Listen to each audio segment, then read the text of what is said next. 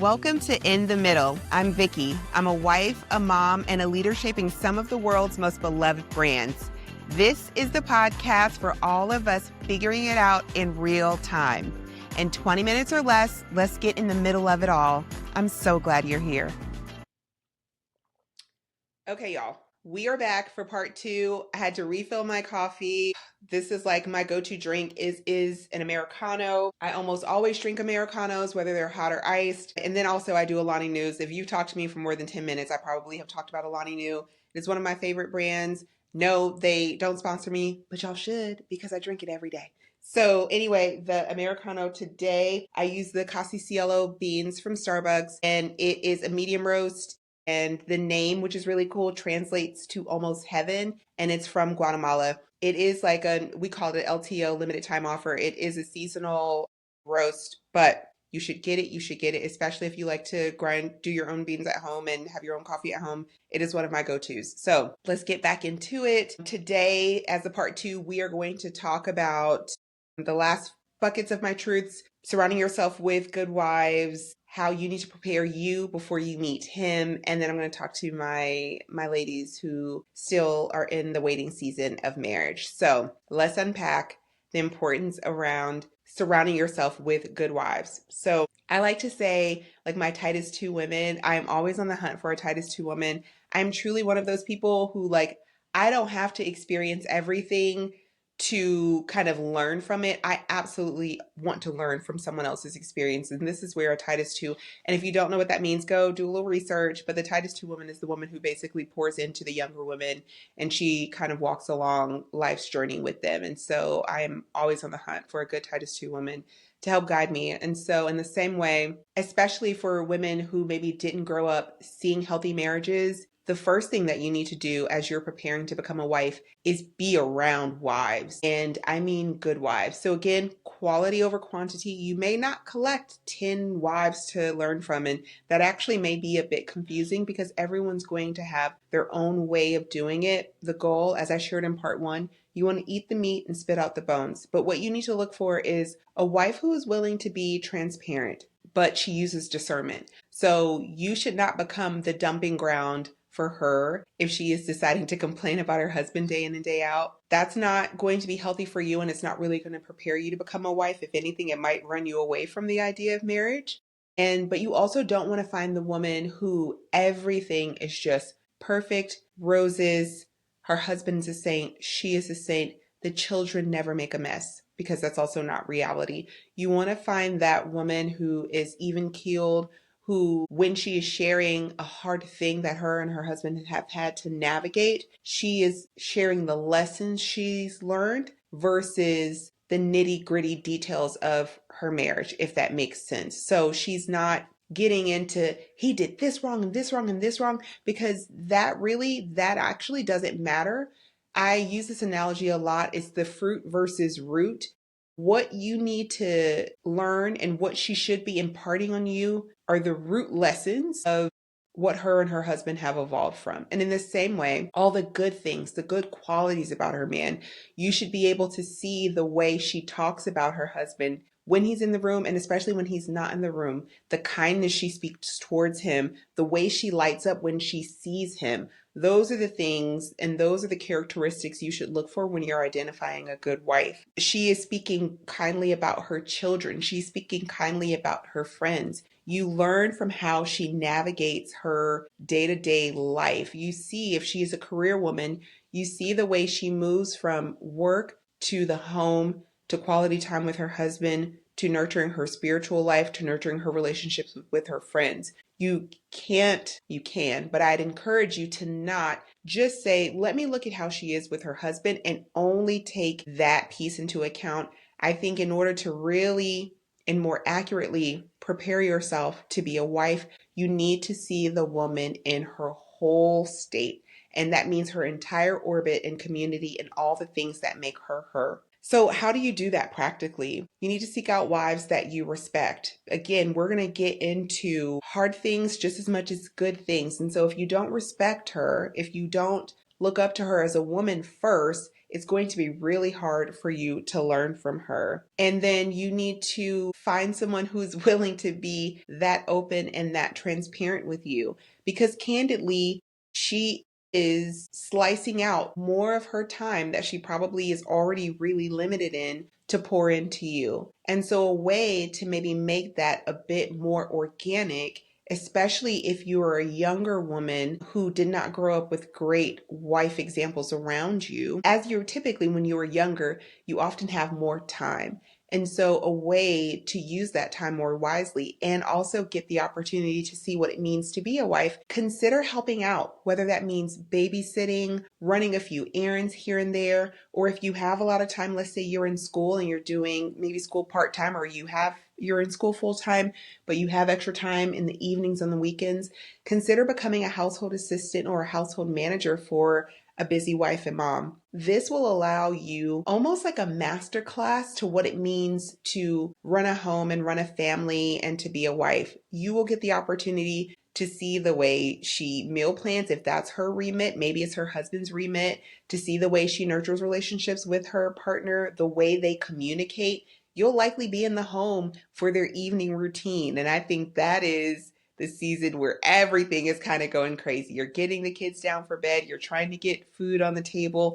You're talking about next day's thing. You're winding down from the day. You're talking about the day's events. And you get the opportunity to just be a fly on the wall and see the way they're curating their family. And so in addition to you getting that sort of unfettered access, you're also lending a tangible helping hand to that family. And so you are offering them relief and also giving them an opportunity as partners to potentially get to their alone time together that much faster, because you're loading and unloading the dishwasher, you are running an errand to get things from the grocery store, you are cleaning up the kitchen before you head out for the night. And those little things will help that couple to spend more quality time together. So as much as she pours into you and gives you access and gives you counsel and advice, and maybe she even is someone that helps you vet the guys that you're interested in, you also are pouring into her and her family by giving them the gift of time back so they can spend more time together. And I'd encourage you that, like, especially for my women who did not grow up around healthy marriages or had the opportunity to be exposed to healthy wives, like, you have to take this part seriously. The more you can expose yourself to what it means to be a healthy wife and to see good wives in action, the better you are setting yourself up. Yes, you need to be praying for your husband and asking God to bring you your husband, but you also use this season to study what it means to be a wife. And this is probably one of the most important classes that you can take and give yourself. So let's jump into what it means to prepare yourself before he even shows up. So at the top, I kind of talked about some of the mental shifts that I took to prepare myself to be a wife. I like to call this pre-work. And if you are in the corporate environment, and maybe I think even like education, oftentimes there's some pre-work that you have to do. Or another analogy is when you're thinking about going to the doctor's office, they have you do that pre-questionnaire. That pre-work sometimes can feel annoying, but more often than not, you are so happy that you did it when you get into the actual work of it. So consider this pre-work. This is probably going to be the like, ugh, we've heard this before, Vykky eye roll section, but I have to be honest. Men are physical creatures. They are visual. They see before anything else. And it may feel like, oh, this is in the 1950s, but at the end of the day, you need to present well. So what you're not going to hear from me is what that means. I want you to show up your very best self. So if that means you love to wear your hair natural, you need to learn styles that shows off how beautiful your natural hair is. If you are a girly who likes a good center part bust down, you need to make sure it is unclockable and that it is blended well and it looks good. However you like to show up in the world, do your very best in that way. Because again, if you are interested in men who like the center part bust down, the guys who love natural hair may not be interested in you, and that's okay. You want to show up in the most authentic way because it makes you feel good. That doesn't mean that you need to be so strict that if he says like, oh, I'm not crazy about 24 inches, maybe something mid back, go to the 20 inches, girl. Don't lose the man because of 4 inches, okay? So there has to be some compromise, but I certainly don't want you to never wear braids again because you heard this guy say he doesn't like braids. In the same way, I believe that sometimes we can get caught up on these Instagram baddies and makeup is on fleek, and they are doing the cut creases and they're doing all of the, like, it doesn't take all that for the man that you're attracted to. And the man who is attracted to that is going to pursue that. So if that isn't your natural inclination to do cut creases every day, to wear a full face every day, don't pretend to do that. Don't pretend to be that. Be your true self. But I would say, as a woman, regardless of if you're interested in dating or not, you should have a good baseline for your makeup. So what does that mean in practice? I didn't grow up with my mom wearing makeup. She wore lipstick, and I love when my mom wears like this red lip. It was just like my favorite as a kid. But I never really saw my mom doing foundation, doing eyeshadow, eyelashes, child, please. Like, I just never saw it.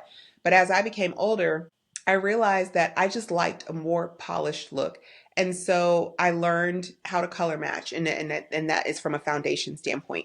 If you don't know how to do that, YouTube, go to your local Sephora or Ulta, ask them for help. Ask them to help you find a foundation that really matches your complexion, that gives you the coverage that you need day to day. Get a good blush if you're into blush, get a good setting powder. I would encourage you just to have a good baseline so that at a minimum, you always look put together.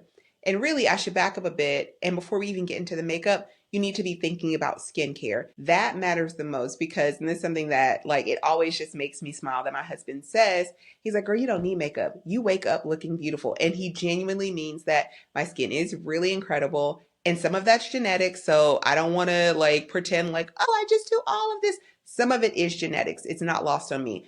But the other part is I am very intentional about my water intake. I'm very intentional about taking my makeup off.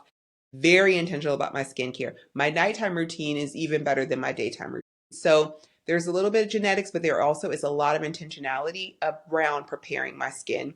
I use good quality products, but I keep it simple. And I think I just said this earlier, but like, don't chase the trends. Just because your favorite beauty influencer is talking about this new product that hits the market, it doesn't mean that you need to have it. So work with a dermatologist, work with someone at Sephora or Ulta to kind of learn what is good for your skin. Get your baseline, see how your skin responds, and adjust accordingly. But having a good lip, skin, makeup, skincare, a decent neutral palette for your eyes, and you don't have to do this every day, but just the ultimate goal is to be polished and to be able to maintain those things yourself. I will say, and this is just in my observations and having conversations with lots of women and wives, what I have found is that women who are stay-at-home wives and moms tend to know how to do all of those things, all of those self-care things really, really well. And I don't know, I'm not like a scientist and or just like a researcher, so I haven't done the true like analytical research. But in my anecdotal research, I have found that these women have really honed the craft of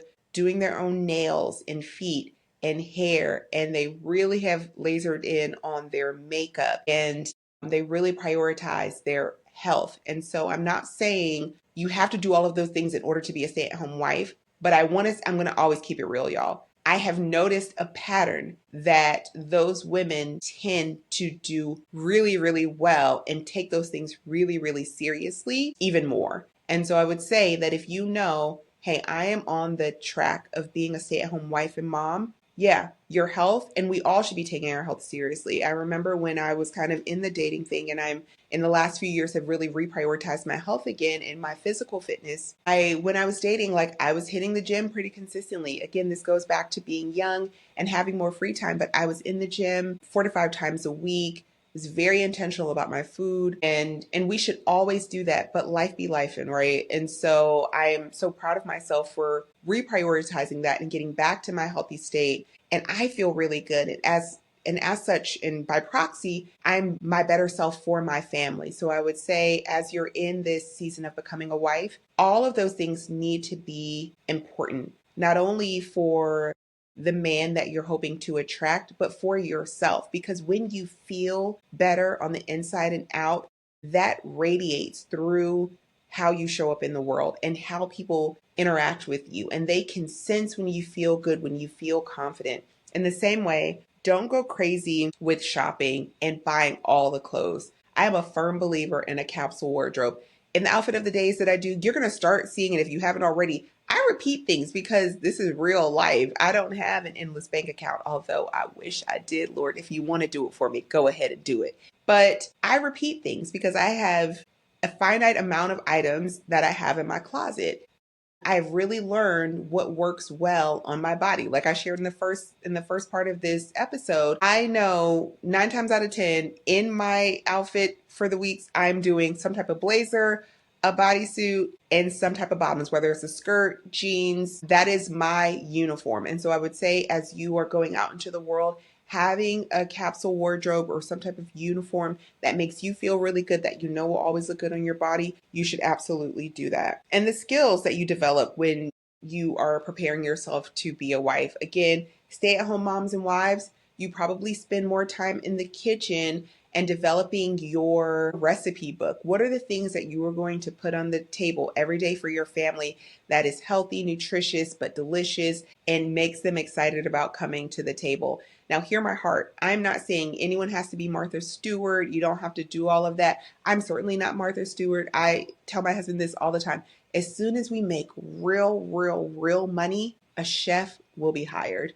I am not crazy about cooking. I cook to protect the budget and I cook to try to make sure I am clear on what's coming into my body. But it does not bring me a ton of joy. And I hope that frees some of y'all who feel like, I don't want to cook for my man. And maybe you'll be lucky enough to find a man who loves to cook. My husband doesn't like to cook, although he can cook. And Emmanuel can really throw down, but he just chooses not to. And that's fine. That's fine, babe. Anyway, but he will cook certain things. But for the most part, I do the cooking and we eat out. And so, but as such, I know that there are things that my husband likes. And so I'm not cooking every single day, multiple times a week, but I know that he loves certain meals and I've perfected those meals. He will put my grits up against anybody's, even your mama's. So know that. So I know that he likes grits. So I've made the grits the very best that I can to make sure that he's good. And so in that way, and it's kind of like a love language thing, right? So when you find your partner and you find the things that they like, maybe it's not food for them.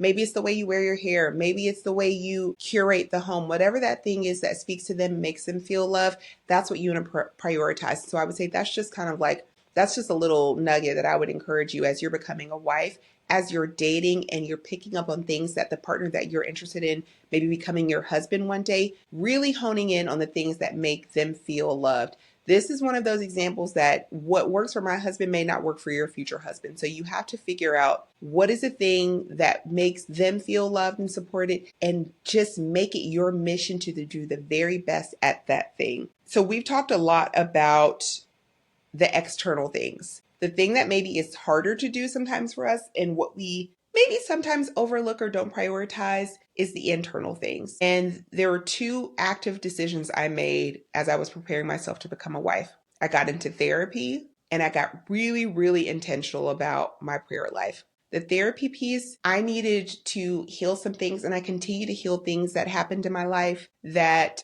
I didn't have clarity on or that I could identify were hangups. And through therapy, we unpack things that I didn't know were issues or hangups, but having the space to discuss it exposed those things and I worked on those things and I continue to work on those things. And so I would say as you are preparing yourself to become a wife, if you've never done therapy or if you did it for a season and you got back out, make that a part of your toolkit, make that a part of your maybe your board of directors, if you're someone who likes that analogy of kind of building a team that helps you operate, having a therapist or some type of counselor, a professional counselor, I would encourage you to add that to the list. In addition to that, your prayer life. Marriage is, it's a big deal and it is serious. And when you are making the decision to blend your life with someone for the rest of your life, you shouldn't do it lightly. And I don't know how people do it without prayer. You are making a choice every single day to move as one unit. And so my prayer constantly is like, Lord, help me to be the very best I can for Emmanuel and help him to be the very best he can for me. Let us be a united front. Let us be reminded that we are on the same team. And let us honor you through our marriage and our lives. Like that is my consistent prayer for my marriage and my consistent prayer for myself as a wife. And so being intentional about your prayer, and again, praying for the husband that God is sending you, but then also praying that God is preparing you in the right way and that there's accountability there, that you are showing up in the ways that you have promised yourself and that you've promised God. And so this isn't a thing where it's like, oh Lord, I'm going to do this thing. And then you get the husband and then you stop, because baby, that's when the prayers actually really need to go up, because you are sending an extension of yourself out into the world every day. And so I pray for my husband's safety. I pray for his success in his career. I pray for his friendships, that they be godly friendships, so that there aren't any distractions or people that come into his life that would expose him or influence him to things that would be degrading to our marriage. And so I think you get even more specific. And so if you don't have a prayer life today, or if you're not thinking about your partner in those specific ways, I would encourage you to add it to the mix today. Be very specific, even down to like, make sure that his barber is good and healthy, because he is spending 45 minutes to an hour. If you're my husband, on a weekly basis, y'all, Emmanuel's not going to miss a haircut, period. And so he is spending an hour out of his day on a weekly basis with this person. I'm praying for his barber, and that his life and his marriage, and that he is whole and well, because he has influence. He is in his chair weekly. So I want that man to also be healthy and whole. And then I'd say something that maybe is like a quick aside, especially for my young listeners. I do know that I've had some people share that they're like teens are listening, which is like so cool. And I just appreciate you young girls. Hi. I hope I'm like a big sister and auntie for you as you're heading into college, or if you're in college right now. And it, of course, it hit me after the fact. This is going to be the last time that you are around people your age. And I will tell you this funny story. When I was in college, I had a serious college boyfriend, and I met his uncle, who he thought the world of, and he spoke so highly of. And one of the first things he said to me is like, so are you here for your MRS degree? I was offended.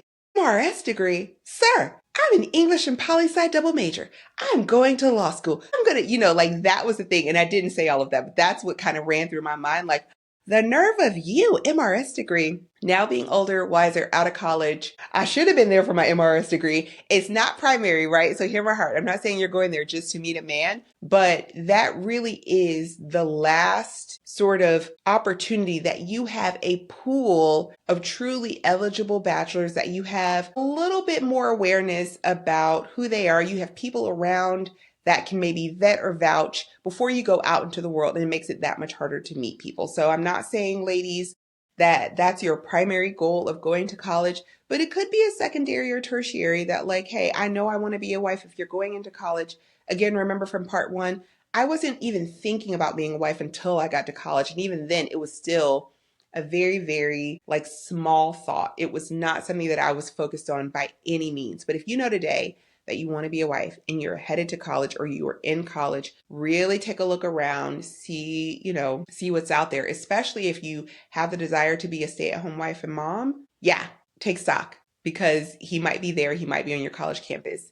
Keep an open mind. But that is one piece that I wanted to land, that's probably going to be one of the last times that you have access to such a broad pool day in and day out, because then you go into the workforce, and yeah, you might meet him at work. He shouldn't be your boss. He shouldn't be your boss. But you can meet him at work, you can meet him at church, but it's in smaller settings versus college day in and day out. You just have so much more exposure. And the last thing I'll say on this is that, like, obviously, as you're doing all of this, as you're preparing, you can't control when he arrives, but you can control who he meets. And so it may feel like such a waiting game, but use this time to really prepare yourself and be the very best that you can be when he does come. Okay, so this last little bit I want to share, and it is, I have a little like trepidation about it, because it's not lost on me that I am a married woman, and it's kind of like, girl, why are you speaking on this? But I feel like I have to speak on this because I have a decent number of women in my life that aren't married who I know desire to be married. And so it would just, I feel remiss to not acknowledge that subset of women, especially women who are older, so 30s, 40s, 50s. I'm sorry. And I just want to say that in the upfront that I am sorry that things have not so far panned out in the way that you had hoped they would, because I know that it doesn't feel fair or right. And I, of course, don't know the nuances of what brought you here to this journey of not being married, especially for those of you who have always desired it and you feel like all the things I've shared today, yep, I'm doing that, I'm doing that, I've done all the things and it still hasn't happened for me. I don't have all the answers, and sorry that you don't feel like it's worked out in the way that it does. But as I was preparing for this episode, I just felt this strong, and I continue to feel this strong sense that, like, the God that I love and serve, I just can't believe that He wouldn't give you the desires of your heart. And so oftentimes, God doesn't deliver things on the timeline that we had planned, but I believe that He is always on time. And I know that feels cliche and like it belongs in a coffee mug, but it is truly my heart's belief that if it is the desire of your heart to be married, God will bring it to pass. It may not be in the time that you want. It may not be the man that you thought it was going to be, but I truly believe that God will bring it to pass. And so I just want to encourage you, my sister, to keep the faith, to keep an open heart. Don't let your heart get hard and cold. Continue to believe, continue to put yourself out there using discernment, exposing yourselves in the right way. You can't hope that He's going to show up on your doorstep. So continue to serve in your church if that's what you're doing. Continue to go to conferences. That's something that I've been seeing on Instagram a lot lately. Women are going to professional conferences, whether it's like conferences for medical doctors or lawyers or whatever the profession is. If you're in that industry, making yourself available to go to those types of conferences and networking in that way. Continue to do all the things.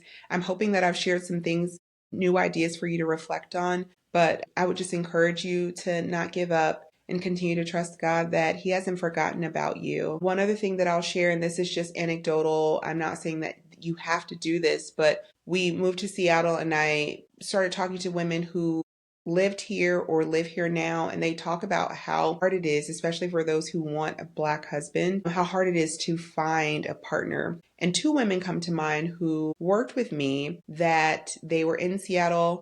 No luck. They both moved back to either their hometown or to areas where there were more Black people, and they both were engaged and or married within a year of moving back. And I'm not saying that that is going to happen for you, but it's hard to not acknowledge that, like, yeah, sometimes it is about proximity and being in areas where you have more opportunities to meet the person that you want to be with, especially if you are serious about dating someone in your own race. If you're willing to date outside of your race, of course you have more choice, but that's for women who specifically want to date in their own race. So I see you, sis. I continue to pray for you, and I'm believing God's best for you in your dating desires. So, all right, y'all, that was meaty. That was meaty, and I hope that it has really blessed you. So let's unpack these truths and we're going to get out of here. So the first is becoming a wife starts with God, but it doesn't end there. You have to do the work and you have to show up in different ways. Who you entertain is a reflection of what you believe you deserve. And I know, I mean, that would have hit young Vykky hard, right? Because sometimes I think we can get afraid that, like, if we make our list too specific, we're going to miss out. But I'm telling you, from the other side of it, you have to be specific, and the specific things have to be the eternal core things that actually matter. And lastly, preparation is an act of faith, right? So when you make the preparations, both internally and externally, you are showing to God and to the world that you are ready to be a wife. So do the work now so that when you get the husband, you have the kids, you have the big career. It is just folding into your routine. You aren't having to learn all of those systems while also learning to be a wife and a mom and a friend and a daughter and a sister and all of the things. So I hope this was helpful. I want to hear from y'all. What's one thing that you're applying? Take some time to reflect and journal. I hope you took some notes. I think sometimes we can listen to podcasts or watch podcasts. As I'm learning, a lot of y'all like to watch. I really thought people would listen more. But hey, on YouTube, sometimes we hear things and we think that we're going to retain it. And the further and further we get away from things, we lose it. So I'd encourage you, go back, listen, write down some things that you want to carry with you and that you want to apply. I can't tell you how many messages that I've heard 10, 15 years ago. I crack open my journals and I go back to those messages to remind myself of the things that I wanted to hold on to. So I pray that you took some notes and that is helpful. Please send me some DMs. I want to hear how you're applying this. And if you have questions, again, if you have some questions for the marriage episode that I'll do with Emmanuel, please send those over to the In the Middle DMs too. We're looking for some of those to incorporate in the upcoming episode. All right. I hope you'll have a great day. Thanks for listening. See you next time. Bye. Thanks for listening to In the Middle. If this episode resonated with you, share it with a friend and click subscribe so you never miss an honest conversation about life in the middle. I'll see you next time.